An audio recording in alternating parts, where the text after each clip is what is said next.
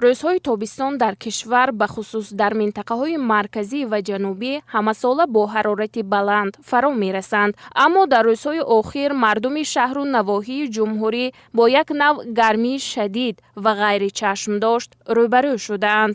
ба иттилои марказҳои обу ҳавошиносӣ, ҳарорат дар баъзе минтақаҳо аз 45 дараҷа болотар рафтааст. ин гуна гармӣ на танҳо ҳолати рӯҳиву ҷисмонии одамонро душвор месозад, балки метавонад ба саломатии инсон таъсири манфии ҷиддӣ расонад. гармиҳои шадид хатари бемориҳоеро ба вуҷуд меоранд, ки дар сурати риоя накардани қоидаҳои оддии эҳтиёт метавонад ба оқибатҳои нохуш оварда расонад. дар чунин рӯзҳо бемориҳои вобаста ба фишор дил, норасоии об дар бадан, беҳушшавӣ ва ҳатто зарбаи гармӣ бештар ба қайд гирифта мешаванд. хусусан шахсони синнашон боло, кӯдакон, занони ҳомила ва нафароне ки бемориҳои музмин доранд осебпазиртар мебошанд. табибон тавсия медиҳанд ки дар чунин рӯзҳо бештар ба саломатии худ ва атрофиён диққат диҳем.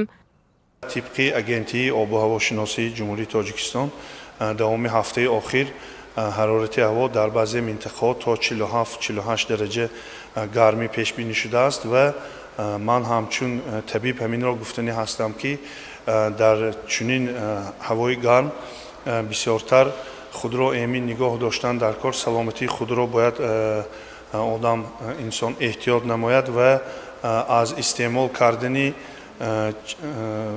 маводҳои хӯрокии тезвайроншаванда, масалан баъзан ба мушоҳида мерасад, ки маҳсулотҳои қаннодӣ дар ҷойҳои кушод фурӯхта мешаванд.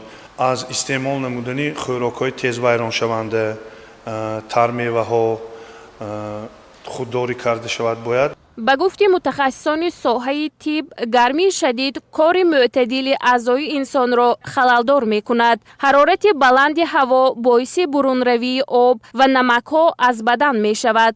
ин дар навбати худ боиси беҳолӣ, чарх задани сар, хастагӣ, беиштиҳоӣ ва дигар нишонаҳо мегардад. агар шахс дар чунин ҳолат ба худ кӯмак нарасонад, эҳтимоли ба зарбаи гармӣ гирифтор шудан хеле зиёд аст. чуноне ки мутахассисони соҳаи тиб таъкид мекунанд, дар рӯзҳои гарм риоя кардани чанд қоидаи оддӣ метавонад саломатии одамро аз хатар эмин дорад. ҳангоми гармозанӣ дар беморон аломатҳои баланд шудани ҳарорати бадан, сарчархзанӣ, қайкунӣ, шикамравӣ ва дигар аломатҳо ба мушоҳида мерасанд. аввал ин ки безарурият бояд ба кӯча набаранд.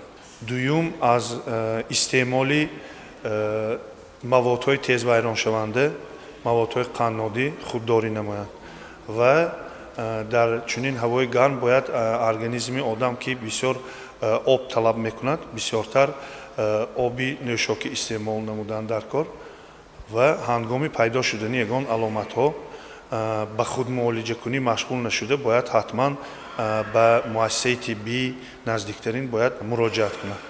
гармии ҳаво як падидаи табиӣ аст, аммо он метавонад ба ҳаёт ва саломатии инсон таъсири ногувор расонад, агар шахс худ ва наздиконашро эҳтиёт накунад. бо риояи тавсияҳои оддӣ, бо нигоҳ доштани тартиби рӯз ва ғизо, бо сари вақт об нӯшидан ва дар ҷои соя будан, мо метавонем аз хавфҳои зиёд пешгирӣ кунем. ҳамаи шаҳрвандонро даъват мекунем, ки дар ин рӯзҳои гарм худ ва атрофиёнро эҳтиёт намоянд, кӯдаконро зери назорат нигоҳ доранд ва дар сурати ба вуҷуд омадани нишонаҳои хастагӣ ва бемадорӣ фавран ба духтурон муроҷиат кунанд.